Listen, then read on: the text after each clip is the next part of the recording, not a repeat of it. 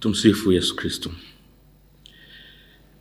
Jumanne katika Juma Kuu ni siku ambayo injili inayowekwa mbele yetu ni Injili ya Yohane sura ya 13.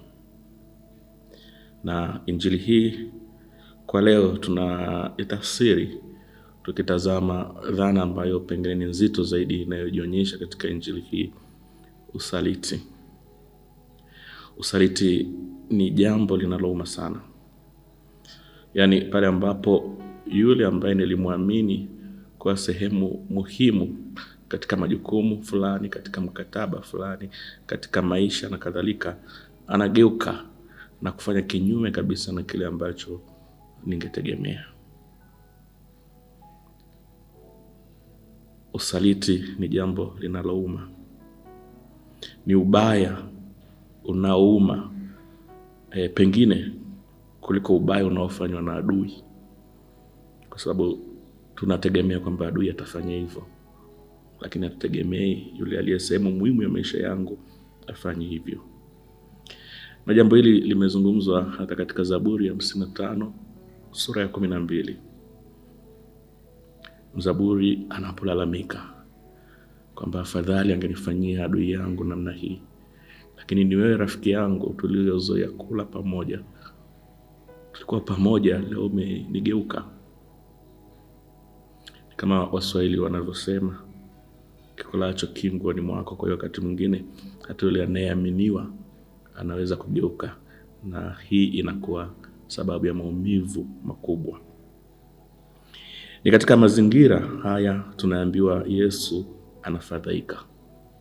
Katika injili inayosomwa siku ya Jumanne katika juma hili kuu, Yohane mwinjili anatuambia kwamba wakiwa chakulani, wakiwa katika karamu, wakiwa katika mlo wa sikukuu ya Pasaka, Yesu anaingiwa na mfadhaiko, anakuwa na mahangaiko, anakuwa na moyo uliojaa uchungu. Fikiria Yesu aliye Bwana, aliye Mungu, aliye na uwezo wote. Nguvu zote alizozionyesha katika safari yake ya kufundisha, ya kuhubiri, ya kufanya miujiza zimekwenda wapi? Sasa hivi ipo katika mfadhaiko. Na anatoa tangazo ambalo linawashtua hawa mitume wake. Tangazo lenyewe ni kwamba mmoja wao atamsaliti. Petro anamuhimiza Yohane aulize haraka, ni nani huyu? Na Yesu anajibu, ni yule nitakayemtolea tonge, yule nitakayempa sehemu, nitakayemshirikisha mlo wangu kutoka mkononi mwangu, huyo ndiye atakayenigeuka.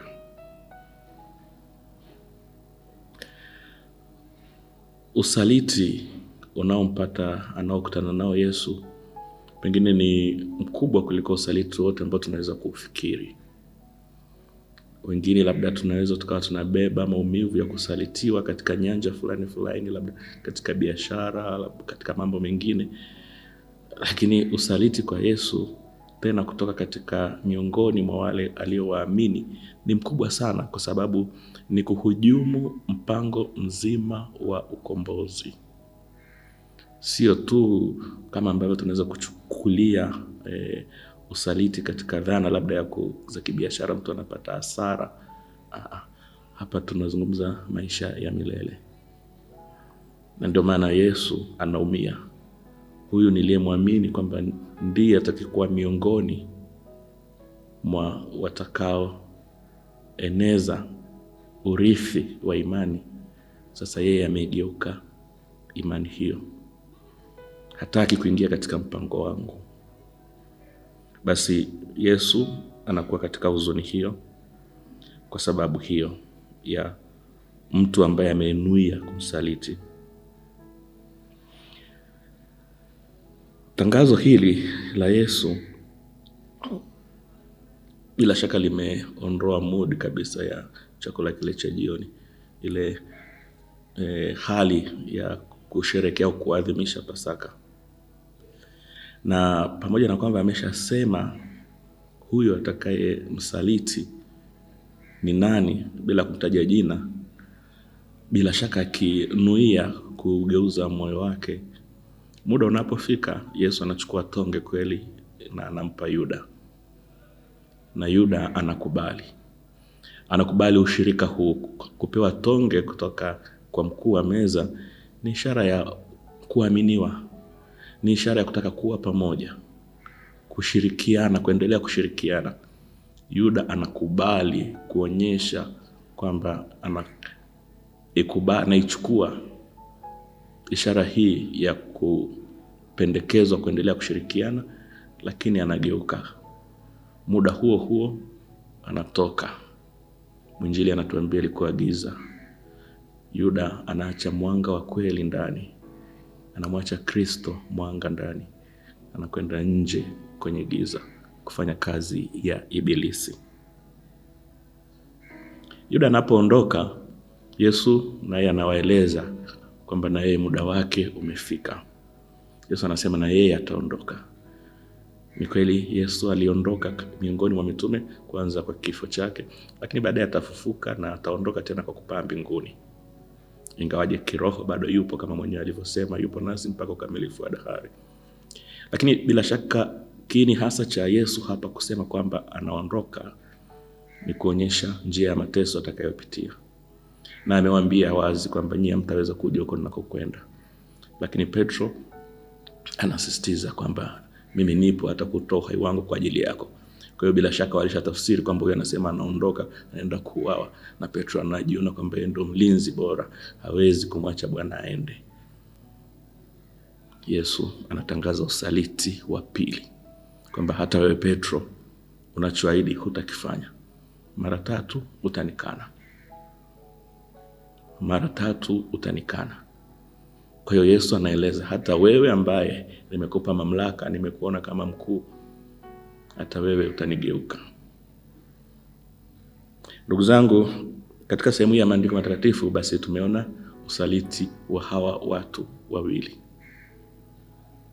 Lakini afadhali ya Petro, alijifunza kutokana na makosa yake, akarekebisha mahusiano yake na Bwana wake.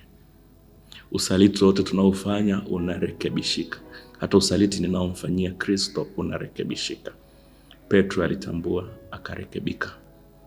Na kweli mwishoni mwa maisha yake, mwishoni aliyatoa maisha yake kwa ajili ya Kristo kama alivyokuwa ameahidi. Bahati mbaya ni kwa Yuda. Yuda alishupaa, na hata alipogundua kosa kubwa alilolifanya, badala ya kurekebisha uhusiano wake na Bwana, aliyamaliza maisha yake. Ndugu zangu, maandiko matakatifu sio kama kipande au kazi ya mwandishi wa habari au simulizi tu la kihistoria, hata kama yametokea katika historia. Maandiko matakatifu ni kwa ajili ya kuigeuza mioyo yetu, ni kazi ya kiroho. Kwa hiyo tunapotoa masimulizi haya au tafakari hizi, ni kusudi na sisi tuguswe. Na mimi nifikirie kama Petro, kama Yuda, ni wapi nilimsaliti Bwana, na mwisho wangu unaelekea wapi? Kushupaa kama Yuda, kupoteza tumaini na kuyamaliza maisha yangu? Hapana, niwe kama Petro. Hapa na pale nimemsaliti Bwana, lakini nafasi ipo. Nafasi ipo. Tunasimuliwa kwamba katika mojawapo ya nyaraka za kimapokeo, tunasimuliwa kwamba wakati fulani Petro alikwenda Roma kwenda kuhubiri Injili, ambapo tunafahamu ndipo alipofia. Kulingana na magumu aliyokutana nayo wakati huo kule Roma, Petro alianza kufikiria kutoroka, kurudi kwao. Na simulizi linasema Petro alipokuwa anaondoka katika lango la jiji akakutana na Kristo. Petro akamuuliza Yesu, unakwenda wapi? Yesu akamwambia, ninaenda Roma nikasulubiwe kwa mara ya pili. Neno hili likamgusa Petro, akaelewa kwamba anapaswa kutimiza ahadi yake ya kufa kwa ajili ya Bwana. Akarudi kuendelea kuhubiri Injili, na hatimaye kweli kama Bwana wake akasulubishwa, lakini yeye kichwa chini, miguu juu. na hivyo anastahili taji ya ushindi, ya ushahidi. Sisi hatutapatwa na makubwa kama ya Petro, lakini hata katika aina ya usaliti ambao tunakuwa tunaufanya kwa Kristo kwa sababu ya dhambi zetu, usaliti kwa maana ya dhambi tunazozitenda, usaliti kwa maana ya kutokufuata ahadi za ubatizo ambazo tutazikiri tena Pasaka hii, basi tumwige huyu mwamba Petro ambaye anarekebisha uhusiano na Bwana wake. Tusiwe kama Yuda ambaye usaliti wake baadaye umekuwa sio tu maangamizi kwake, bali pia umekuwa kero kwa wengine. Fikiria Injili inavyotuambia ya Luka. Petro hatimaye alijinyonga, akaanguka, akapasuka tumbo. Sasa fikiria hiyo kero aliyoiacha kwa wale waliokuwa na kazi ya kurekebisha lolote lisilofaa liacha. Tunapomsaliti Bwana, sio tu tunajiangamiza sisi, bali tunauangamiza au tunauharibu mwili wa Kristo. Tuombe kusudi tuweze kutambua maeneo yote ambayo tumemsaliti Bwana, kusudi hatimaye tupatanishwe naye tena, na kama Petro mwisho tuwe wa Kristo. Itukuzwe damu ya Kristo milele. Amina.